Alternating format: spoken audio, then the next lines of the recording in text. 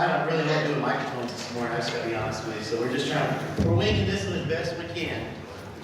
Kind of like when you go to Kentucky Fried Chicken, you say, give me a wing, and they give you 3 wings. You know what to do with the other 2, right? So we're just trying to figure this out. So you just have to forgive all of it. I don't want to tell you about this, but anyway, we're bringing it out this morning. Jesus said, say it with me, I am the resurrection and the life. The one who believes in me, even if he dies, will live. Everyone who lives and believes in me will never die. John 11, 25, 26. Powerful words for our lives. He will never die, ever, if we believe in him. Believe that Jesus is the Son of God, sent to be the punishment for our sins.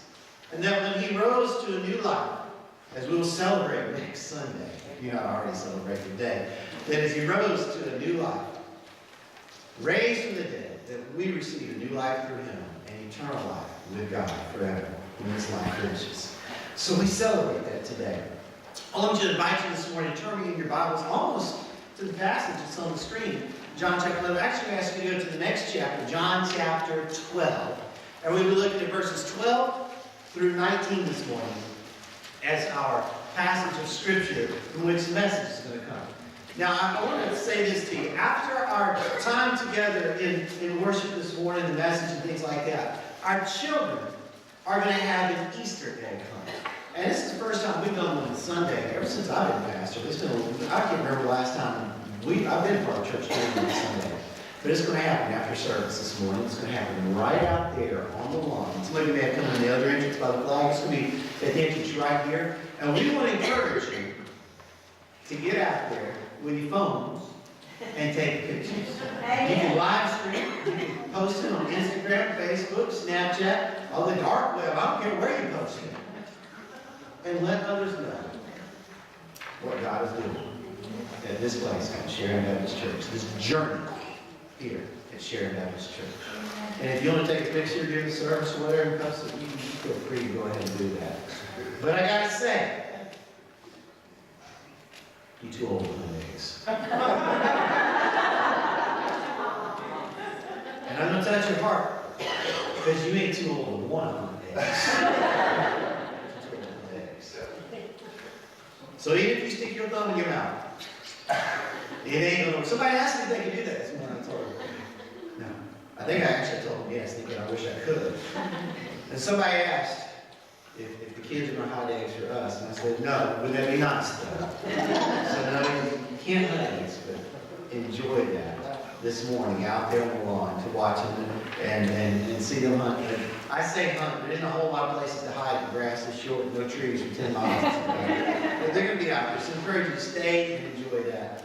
And enjoy the blessings of kids. And if one of those kids is yours and you're really good at it, you'll know how to get an egg when you get home. I know. It's all right. John chapter 12, verses 12 through 19. If you would, if you're physically able, I encourage you to stand as you read God's Word this morning. If you're not able to physically stand, as always, we encourage you to stand in your heart for this reading of God's Word this morning.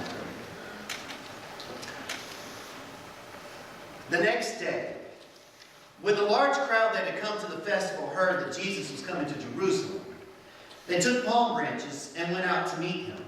They kept shouting, Hosanna! He who comes in the name of the Lord is the blessed one, the King of Israel. Jesus found a young donkey and sat on it, just as it is written, Fear no more, daughter Zion. Look, your king is coming, sitting on a donkey's colt. Verse 16 says, His disciples did not understand these things at first. However, when Jesus was glorified, then they remembered that these things had been written about him, and that they had done these things to him. Meanwhile, the crowd, which had been with him when he called Lazarus out of the tomb and raised him from the dead, continued to testify.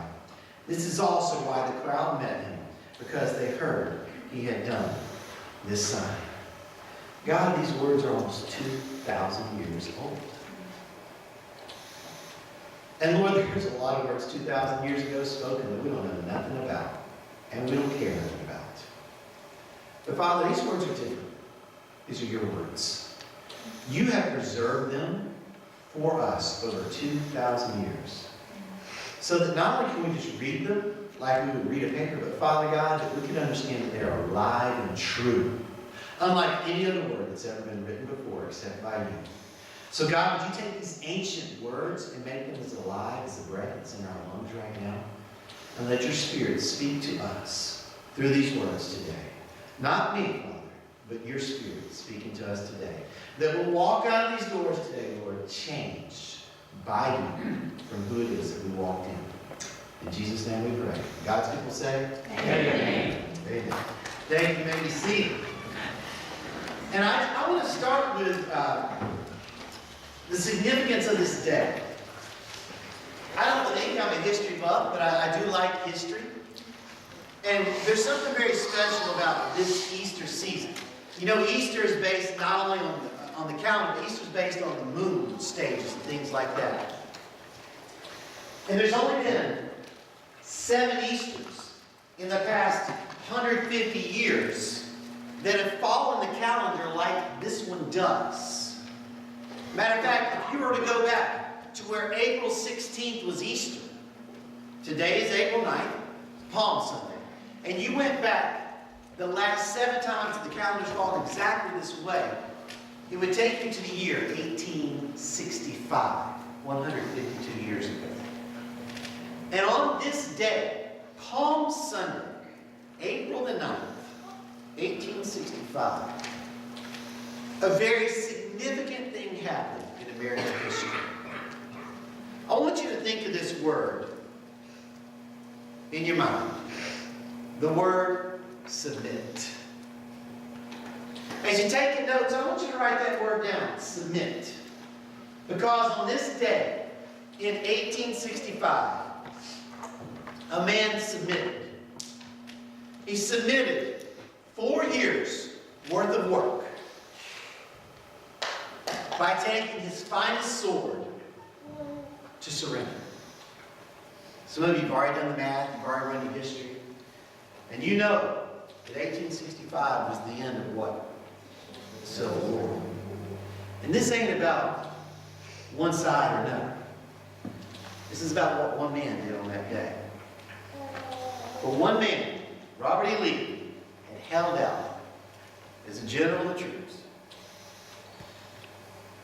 And he had driven his troops until they could go no more. And then took them on a 100-mile march, promising there was food at the end. And at the end, when he got to the train, to the car of the train where the rations were going to be, he found that there's only guns and ammunition, that some of his own Confederates had stolen the food that was supposed to be there for the troops. And he drove them on another march, trying to go 60 miles. He got about 20 miles or so, and reached the point where his army faced General Ulysses Grant Army. Faced a cavalry backed up by 2 battalions of army, of infantry. And as he looked back at what was left of his army, and the army he had had the fall before, most of them had either died, deserted, or were being detained as prisoners of war. He had just a shell of an army. And they were just a shell of men. Starving to death. Exhausted. Out of hope. Out of resources. And the few troops he had had already been divided. Split by Union cavalry forces into 3 small segments. Unable to band together. And on Palm Sunday, April the 9th, 1865, Robert E. Lee had been holding out for years. Took his finest sword to the Appomattox courthouse and surrendered. He submitted to Ulysses Grant to say, what are your terms of surrender? Can you help me, please? Folks, I hope that at the end of this message, that you'll take the sword that represents your life and you'll surrender to Jesus. You'll take those things that you've been holding on to for a whole lot more than 4 years, and you'll submit them to God and say, I recognize your authority in my life. Folks, I'm not asking that you come here today and have your ears tickled by a message. I'm not asking that you come here today and have a moment with Jesus. I'm asking that you walk out changed for the rest of your life. Amen. Submitting to Him who you are, that you can be who He would make you to be. And you say, well, how do you get all that out of that passage? I'm not, but God will. So will you listen to Him and give Him a chance? Say amen if you will. Amen. Amen. You see, when Jesus walked in there to Jerusalem, they treated Him like a king. They heard He's healed Lazarus. This dude fed 4,000 people. And there were 7 baskets left over. Somebody else said, wait a second. I was there when He took 2 fish and 5 loaves and He fed not 4,000, fed 5,000. And there were 12 baskets left over. And He raised this guy Lazarus from the dead. And that woman over there said she had an issue of blood and He healed her. And that man over there said he was blind and now he can see. And those 10 guys over there, they were lepers. And look at their skin. Soft as a baby's bottom. Clear and pure as can be. Who is this Jesus? Look, He's coming now. Riding on a donkey. Coming in as a peaceful, conquering king. And they took those palm branches. And they waved. And they said, Hosanna! Blessed is He who comes in the name of the Lord. And there they made an impromptu parade for Jesus to walk in to the city of Jerusalem and declare before all the Roman army gathered there, to declare before all the high priests, to declare before everyone, this is our King. You see, they were having a moment with Jesus. They were having a scene where they were caught up in who Jesus is. They had heard the news. I don't know if they had gotten a tweet that morning, if they had picked up the Jerusalem Daily paper, if they'd seen it engraved on the tablet. I don't know if someone had come running to the house that morning to say, have you heard about this Jesus? He raised Lazarus from the dead. But oh, how the crowd was taking this news. And they had this incredible reaction. And they were declaring, blessed is Jesus. He comes from the Father. Look at the things that He has done. And they waved those palm branches into the Gospel of Mark. When we see it from Mark's viewpoint, what happened? They took off their coats and laid them on the ground. And Jesus' donkey to walk on. Just to be able to say, He walked in my robe. His donkey walked in my robe. As He came in, and we declared Him to be the King. You see, these people had such a reaction to Jesus Christ. And you know, people have reactions to folks in our world today. And they'll do crazy stuff just to say they were there. Just to meet Him. Folks, this crowd is having a reaction. And some of you as grandparents, some of you as parents, you've seen your kids and grandkids have reactions. And you've stood there in the hot Florida sun in Orlando, waiting in some kind of a long line to meet some Disney princess that you could care less about, except that your kids or grandkids care about. Or to meet some Marvel comic superhero person. And you're like, what happened to Superman and Batman? Who is this person? Wolverine? Who? What's a Wolverine anyway? Didn't he need to clip his nails? And the reactions that we have. And folks, this one day the Jews get it right when they declare Jesus as King. But I want you to understand something. The crowd's having a reaction. Because this message today is from the crown that they wanted to put on His head to the cross that they're going to demand He be hung on. 5%. In less than 100 hours, by my calculations at least, this same crowd is going to go from saying, put a crown on his head, to crucify. Crucify. Crucify. How do people do that with the Son of God? How do people go from saying, He's the King of Kings, to He's the crown? Put Him on the cross. Better yet, how do we avoid that in our lives?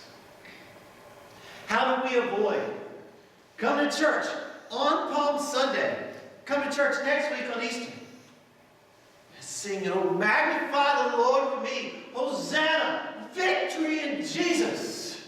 Oh, the wonderful cross. Having a moment, wiping away those tears from our eyes, to cursing on Monday, to live in our lives in such a way that Tuesday night we're watching a show on TV that we wouldn't watch if Jesus was sitting here with us. To giving our friends not just bad advice, giving them ungodly advice. Tell them that sin's okay. It don't matter. He's got grace for that. You just use His grace. It's okay. How do you go from being someone who's got a t-shirt saying, I'm to church on Sunday? I was there on Palm Sunday. Got the bulletin so we go to Zaxby's and get 10% off. Anybody ever done that? That's why churches print bulletins so they get 10%. It's just a coupon. Sorry, Cindy. God bless you, Cindy. Cindy does a great job putting bulletins. To say, Lord, I give you my heart. And I surrender it to you. I submit it to you. Lord, I give you my finances. I surrender it to you so that you can direct my financial life. Lord, I surrender my friendships and my relationships to you so that, God, I can be a witness for you in their lives. This past week, I was doing something I like to do a lot. I was going around the lake at Fort Yargo. And if you go around the lake at Fort Yargo, you will eventually walk through the campground. And as I walked through the campground on Thursday, there were not a lot of people in there. You know why? The wind had blown them all out. Folks go camp, and the weather gets bad, those campers go home. And there weren't a lot of people in there. And I thought to myself as I went through there, I thought, I bet you it's going to be different in here on the weekend. This place is going to be packed out. You couldn't squeeze a tent in next to a tree if you had to, I bet you.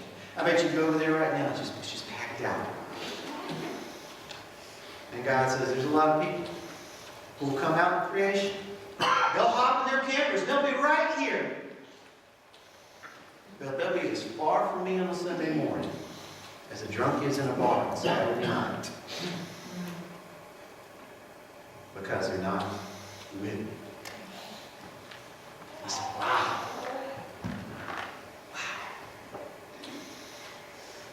God, help me to submit my Sundays to you. God, help me to submit, Lord, my talents to you.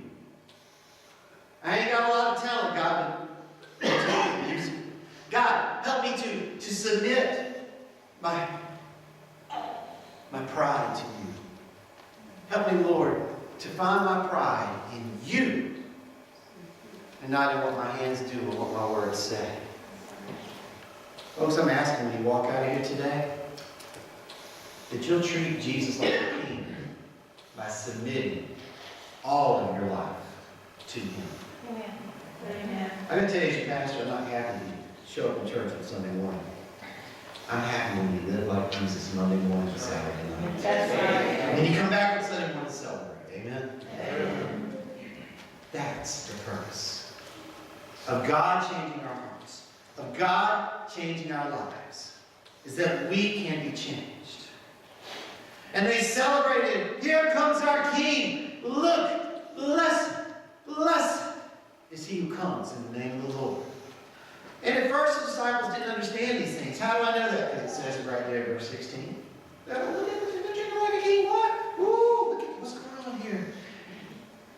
Yet when Jesus was glorified later on, the light was revealed. They're like, oh, I get it. God said that was going to happen. We didn't realize at that time. Oh, you ever had rear view mirror vision? You ever been able to look in the rear view mirror and understand things in the past? Yeah, I'm clueless in the moment. If you know me, you know you're like, I'm clueless in the moment.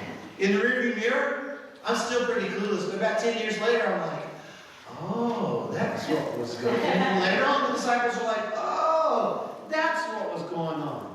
And you may be here right now.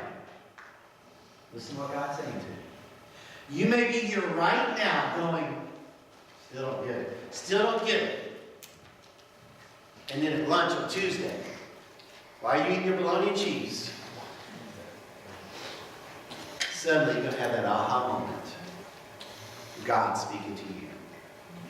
And you say, oh, I get it. Those kids up there singing, I get it.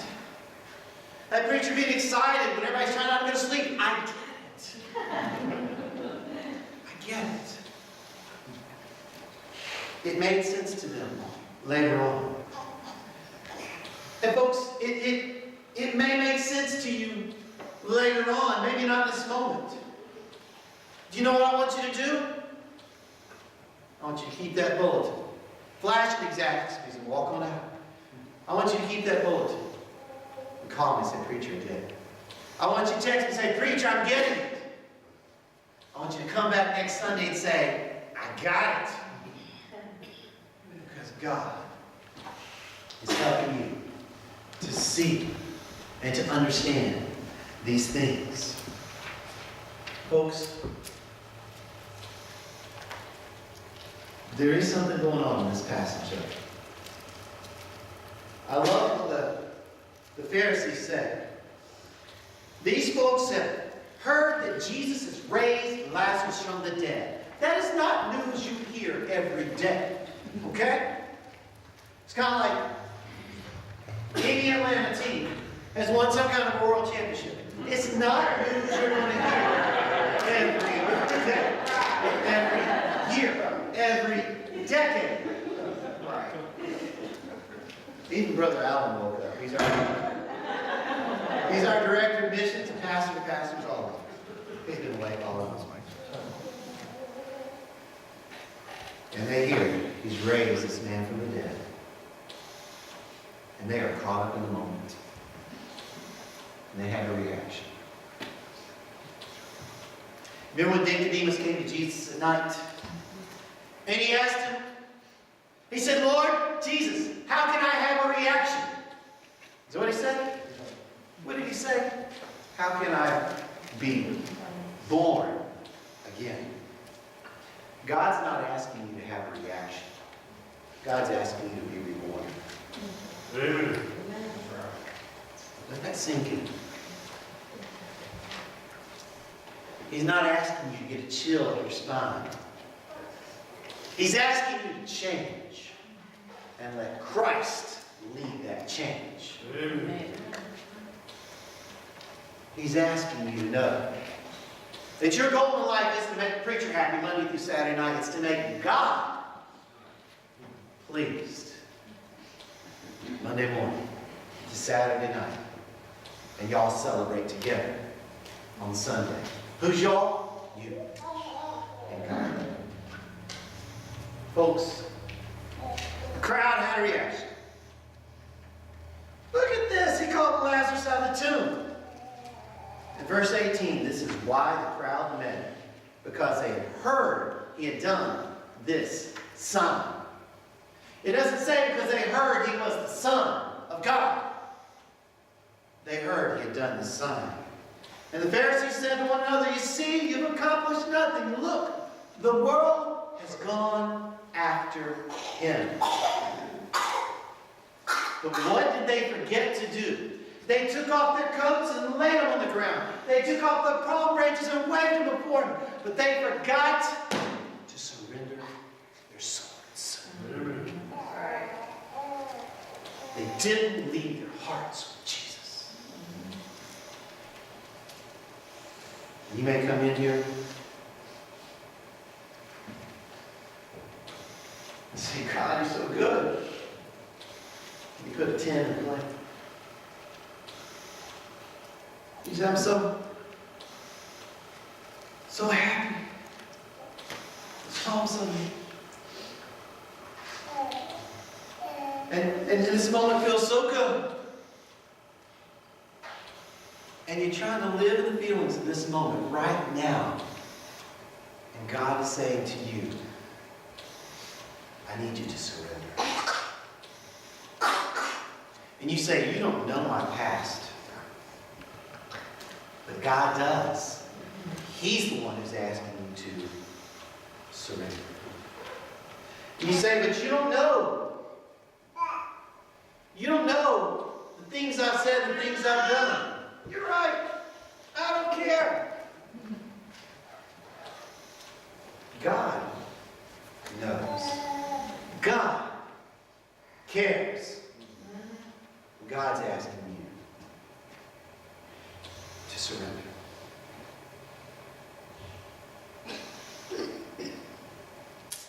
But if I surrender to God,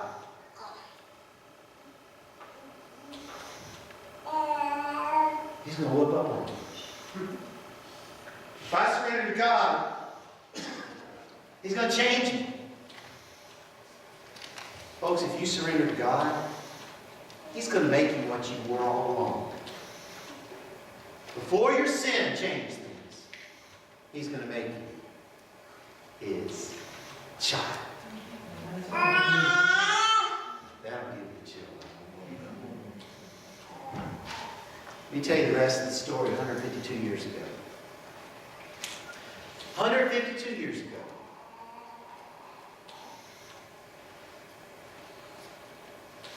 when Robert E. Lee sat across that table with the future president of the United States, Ulysses Grant.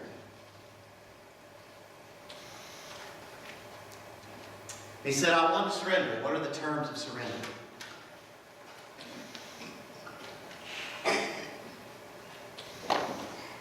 He was hoping that his men wouldn't have to go to prison. That the Confederate soldiers wouldn't have to go to prison. They wouldn't have to pay for crimes they had done against the United States of America.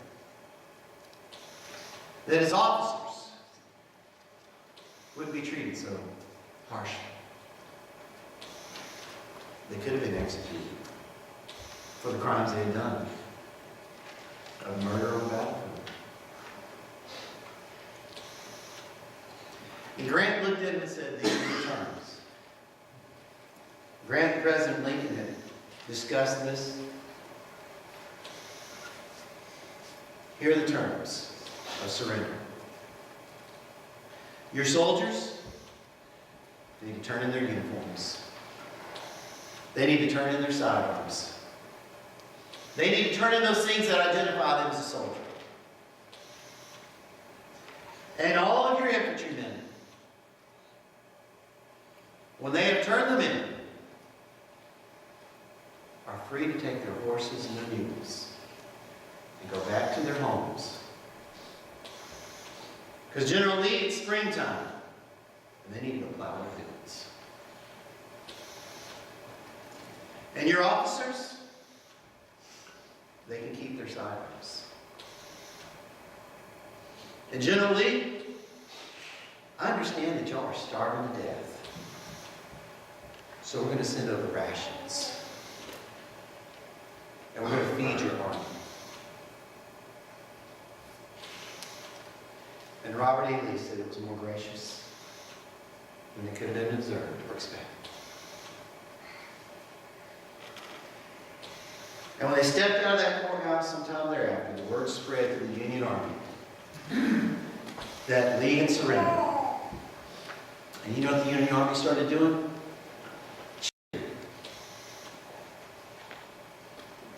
And General Grant stopped the cheer from going around. He said, we're not cheering today, brothers. For these are not the enemy. These are our fellow countrymen. When you surrender, not just have a reaction. When you surrender to Him, God doesn't treat you like you've been the enemy. God treats you like His child. And you'll learn more about grace than you ever could dream. And you're not here by accident today. God's calling you to take that sword.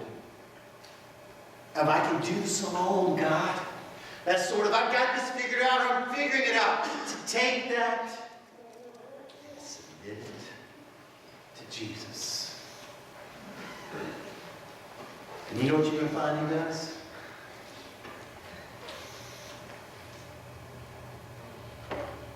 He's going to take you like Mark's got that baby back there right now. Hold you in His arms. Take care of you. Say, you're my child. Daddy's got you. Folks, the person you see before you, he's a preacher. Been called by God to be a pastor. But I want you to understand, I am one messed up person apart from Christ. Apart from God grabbing me and holding me after I surrendered to Him, I am one messed up person.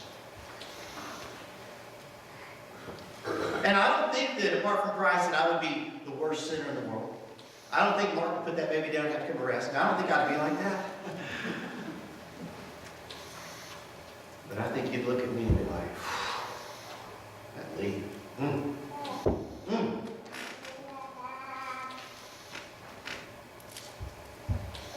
I surrendered my life to Him. And I ain't ever regretted it since.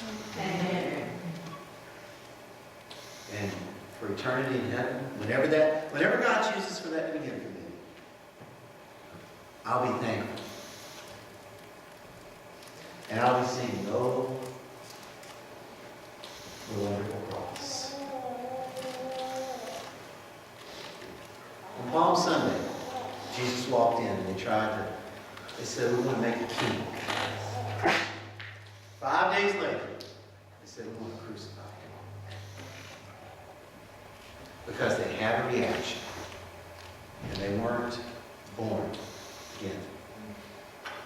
I'm asking you today, don't just have a reaction. Be reborn in Him. How do I do that? I ask Him to forgive me my sins. And you know what? He will. He knows it. Do I know Him?